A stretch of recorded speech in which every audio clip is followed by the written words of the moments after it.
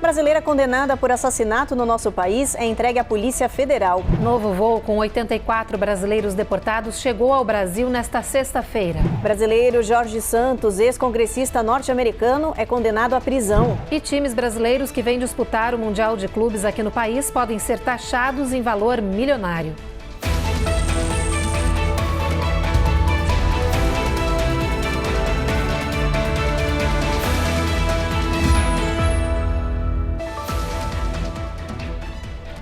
Olá, boa noite. Boa noite. Uma brasileira que foi presa pela polícia dos Estados Unidos em Massachusetts foi extraditada. Ela era procurada pela justiça do nosso país por homicídio e violação de cadáver. Lenária Aparecida Pereira Sandoval foi julgada e condenada à revelia no Brasil por matar um homem, atear fogo no corpo e fugir com o carro dele. O crime aconteceu em 2013. A vítima foi José Ribeiro Lima, pai do ex-prefeito da cidade de Santa Rosa da Serra, em Minas Gerais.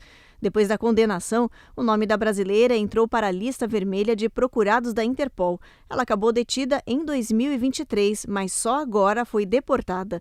A polícia americana disse que Lenária entrou legalmente nos Estados Unidos em 2013 e permaneceu aqui para fugir da condenação no nosso país. Ela foi entregue às autoridades brasileiras e vai cumprir a sentença pelos crimes de homicídio e profanação de cadáver. Como parte do plano de deportação em massa de Donald Trump, chegou hoje ao Brasil mais um voo com brasileiros expulsos dos Estados Unidos. No avião fretado pela Casa Branca estavam 84 brasileiros. Esse é o 7º voo específico para deportar brasileiros desde que Trump assumiu o poder. O desembarque dos brasileiros que estavam nos Estados Unidos de forma ilegal e foram presos pelo ICE aconteceu às 8 horas da manhã no Aeroporto Internacional Pinto Martins, em Fortaleza. Mais uma vez, o governo federal realizou uma operação de acolhida aos repatriados, que acabaram sendo expulsos dos Estados Unidos em um voo fretado da GlobalX, que realiza as deportações para a Casa Branca. De acordo com o Ministério dos Direitos Humanos e da Cidadania, parte dos brasileiros ficou no Ceará, mas a maioria seguiu viagem até Minas Gerais em um voo da Força Aérea. Eles desembarcaram em Confins, onde também receberam atendimento humanizado, incluindo serviços de reconexão com famílias. Segundo o Itamaraty, algumas pessoas que não têm mais familiares no Brasil vão receber um acolhimento institucional temporário. Com o aumento da fiscalização migratória aqui nos Estados Unidos, muita gente decidiu sair do país e voltar para o Brasil. Mas para quem está de malas prontas, é bom prestar atenção. É que essa mudança pode resultar em uma cobrança indevida de impostos lá no nosso país. Mas calma que para evitar essa dor de cabeça, basta providenciar o atestado de residência. E a Giovanna Locatelli explica para a gente como funciona. Bagagens e mais bagagens. Mudar dos Estados Unidos de volta para o Brasil pode ser um desafio organizacional, financeiro, com surpresas indesejadas, como altas taxas. Além do planejamento e da paciência para voltar para casa, você também precisa saber os riscos tributários que está correndo. É que muitas pessoas acabam sendo taxadas ao trazerem seus bens pessoais nas várias malas. A Receita Federal pode entender que os itens, mesmo usados, estão sendo importados para fins comerciais e, com isso, cobrar taxas alfandegárias.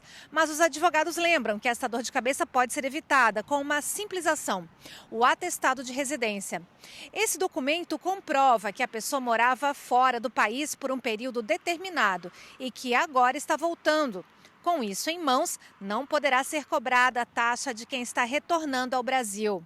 Esse atestado pode ser emitido por diferentes órgãos, como Receita Federal, Polícia Federal, cartórios brasileiros e até mesmo nos consulados brasileiros. Mas é preciso agendar horário na sede diplomática brasileira do seu estado americano, onde você mora, e pedir este documento. Você também precisa apresentar os 13 últimos comprovantes de endereço e pagar uma taxa de serviço no consulado.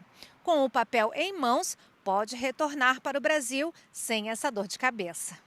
É um documento que vai te liberar da cobrança de taxas por parte da Receita Federal com relação à sua bagagem, seja a bagagem que você vai levar com você quando regressar ao Brasil de avião, ou seja a mudança que você vai enviar por meio marítimo ou também por meio aéreo para o Brasil.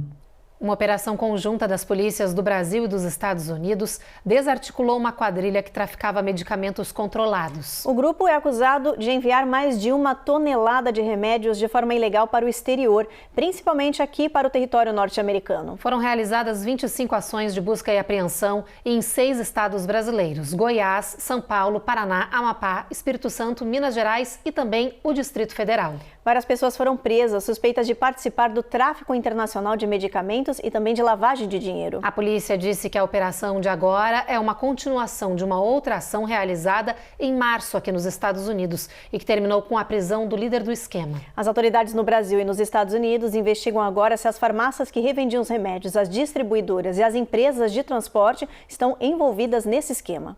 Era um grupo que realizava a compra fraudulenta desses medicamentos com receituário médico falso, ocultavam em remessas como se fossem pessoas físicas encaminhando produtos de higiene e suplementos alimentares ao exterior, e lá havia a outra parte do grupo onde recebiam esses medicamentos e realizavam um comércio clandestino a uma comunidade de brasileiros ali que estavam residindo na região.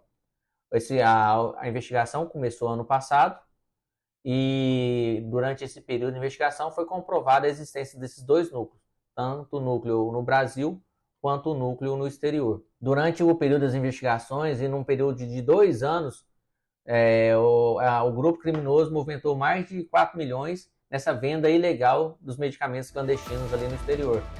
Depois do intervalo, o brasileiro Jorge Santos, ex-congressista norte-americano, é condenado à prisão. E em meio à guerra comercial, Donald Trump diz que Brasil ficou rico cobrando tarifas dos Estados Unidos.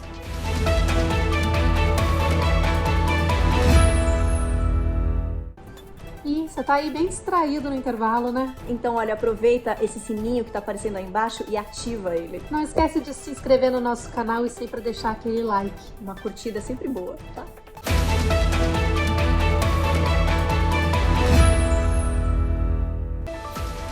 A sexta-feira foi quente no assunto imigração, com várias novidades e decisões importantes da Justiça. Como a de um juiz federal que acaba de impedir o governo Trump de reter os fundos federais das chamadas cidades santuário.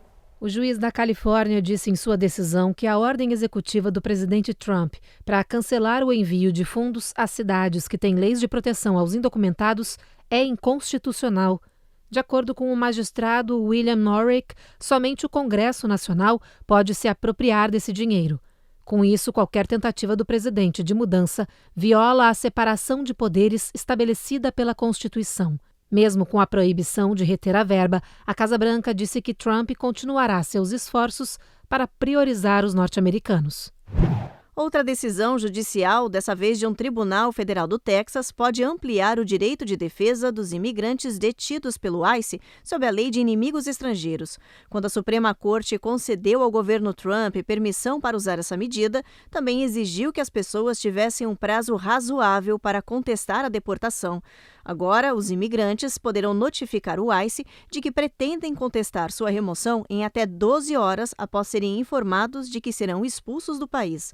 Em seguida, a petição deve ser apresentada à Justiça em 24 horas. Quem fizer essa manobra ficará detido nos Estados Unidos até que o caso seja analisado. O governo Trump recebeu ordem da Justiça para trazer de volta aos Estados Unidos um venezuelano que foi deportado para El Salvador por engano. A juíza de Maryland informou à Casa Branca que a deportação do jovem de 20 anos é uma violação, porque ele faz parte de um acordo judicial federal que protege imigrantes com reivindicações pendentes. O estrangeiro, chamado Christian, entrou nos Estados Unidos de forma ilegal pela fronteira, mas quando era menor de idade. Ele foi deportado para a mega-prisão de El Salvador no mês passado. O governo diz que o venezuelano foi preso por porte de cocaína e depois entregue ao ICE por não ter um status ativo. Jorge Santos, o filho de brasileiros que foi deputado e acabou cassado e expulso do Congresso norte-americano, foi condenado hoje pelos crimes que cometeu. Após fechar acordo com a Justiça, Santos acabou sendo sentenciado a 7 anos de prisão.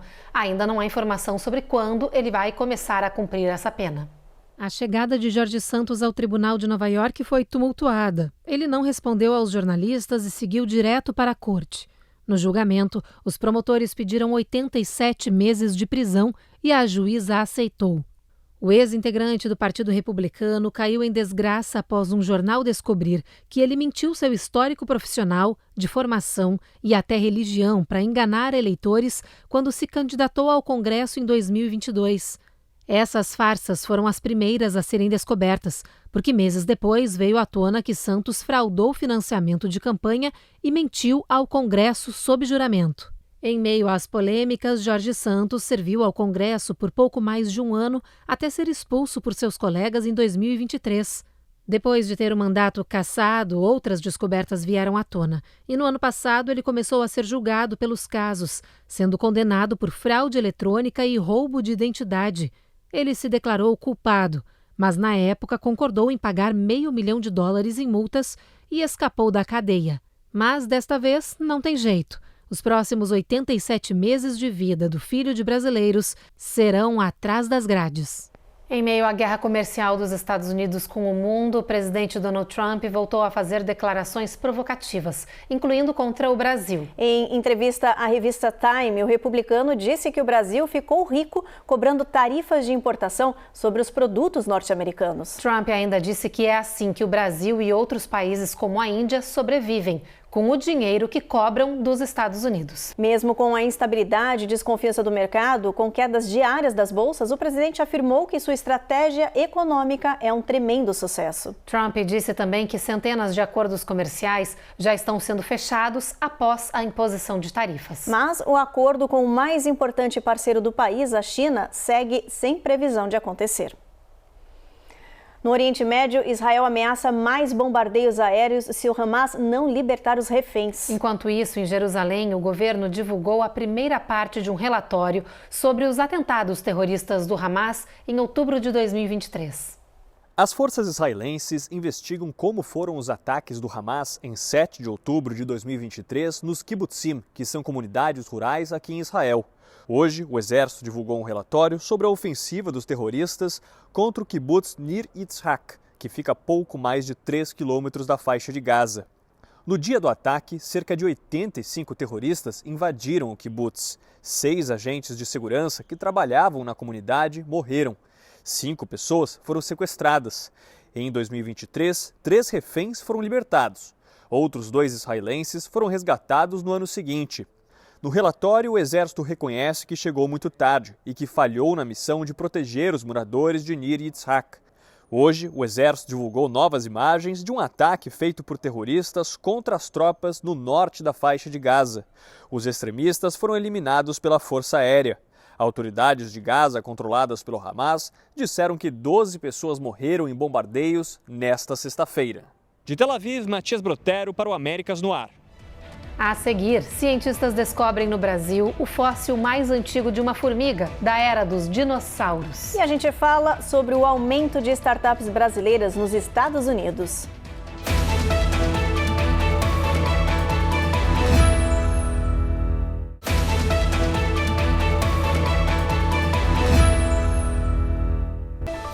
Acontece em Orlando, na Flórida, um evento com foco em conectar lideranças e oferecer experiências únicas para brasileiros empreendedores. O BR Nation Talks vai até amanhã e a Carla Marinho nos explica como esse encontro pode levar a carreira de muitos brasileiros para o próximo nível.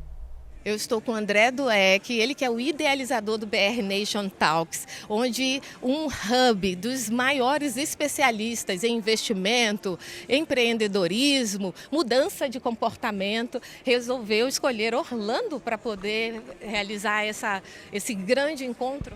Exatamente, primeira vez, a gente já fez 20 eventos em Miami, Boca Raton, Fort Lauderdale, e agora é a vez da gente trazer tantas mentes brilhantes, speakers internacionais que vieram do Brasil, da Europa, com muito conteúdo para prestigiar também a comunidade brasileira em Orlando. E quem são os nomes que vão estar nesses dias de evento? Carol Pfeiffer, muito conhecida no Brasil como Shark Tank, uma das apresentadoras, Bianca Sena, que é CEO da Senna Brands, da família Senna, do Ayrton Senna. Teremos o Christian Barbosa, o Cláudio Vicente, também outros speakers que já estiveram com a gente, mas também vão estar à tarde aqui participando, o Ricardo Bellino e também a Bianca Venturotti. E uma série aí de painéis, também como mulheres empreendedoras, brasileiros na América e painéis também sobre inovação.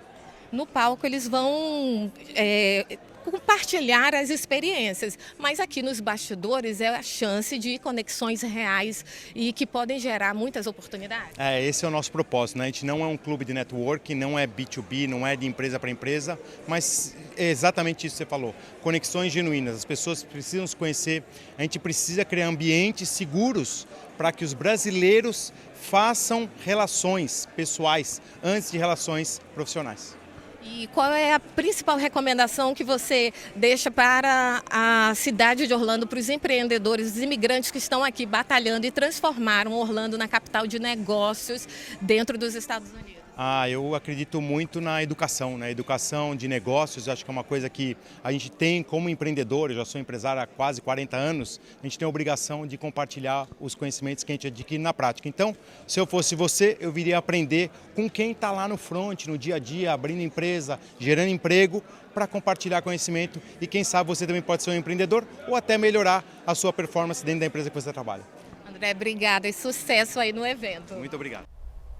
Quase 400 empreendedores brasileiros espalhados pelo mundo tiveram seus perfis mapeados. A maioria deles se concentra aqui nos Estados Unidos. Esse relatório foi apresentado no encontro anual da Brazil at Silicon Valley, na Califórnia. E é uma iniciativa de alunos brasileiros das universidades de Stanford e Berkeley para conectar o Brasil ao Vale do Silício. O levantamento da ONG Endeavor, que apoia empreendedores em diferentes países, fez um retrato das iniciativas comerciais brasileiras de sucesso ao redor do mundo. O resultado apontou que quase 400 empresas estão instaladas em 138 cidades de 31 países. A maior parte dessa diáspora brasileira, 59%, está concentrada nos Estados Unidos, em particular no Vale do Silício, na Califórnia. Os demais estão espalhados em outros ecossistemas, como na Europa, Oceania, México, Canadá, Singapura e Oriente Médio. O estudo também indicou que 93% desses talentos que emigraram e lançaram negócios no exterior estão dispostos a compartilhar aprendizados e dar mentorias para outros que queiram seguir o mesmo caminho. A pesquisa serviu para mostrar que o Brasil se consolidou como um país exportador de criatividade, inovação e empreendedorismo. O estudo é super importante porque a gente está fazendo um primeiro mapeamento científico da comunidade brasileira empreendedora fora do Brasil. A gente acredita piamente que isso vai ter um potencial muito grande para poder apoiar essas pessoas que estão atuando fora do Brasil, mas também permitir que essas pessoas se reconectem com o Brasil e possam ajudar o ecossistema no Brasil também.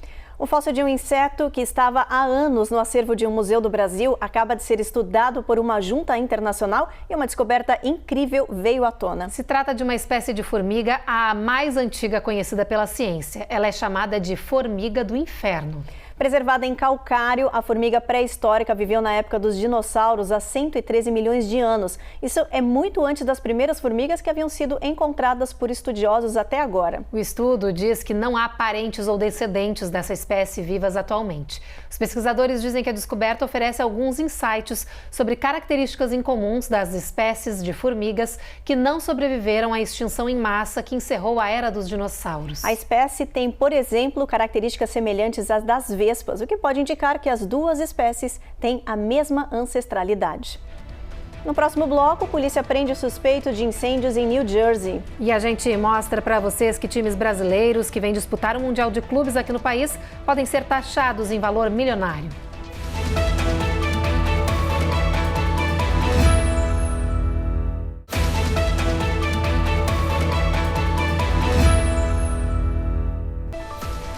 Já voltamos e para falar de segurança aérea, a Administração Federal de Aviação divulgou um dado alarmante. Quase 2/3 de incidentes nos aeroportos foram provocados por drones. Por isso, a FAA está desenvolvendo um sistema inédito para conseguir detectar e apreender equipamentos suspeitos que estejam voando em áreas de segurança, como aeroportos, zonas militares e de infraestrutura.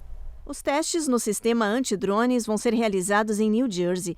A FAA vai colocar 100 aparelhos no ar para verificar se o novo equipamento consegue detectar os dispositivos no céu.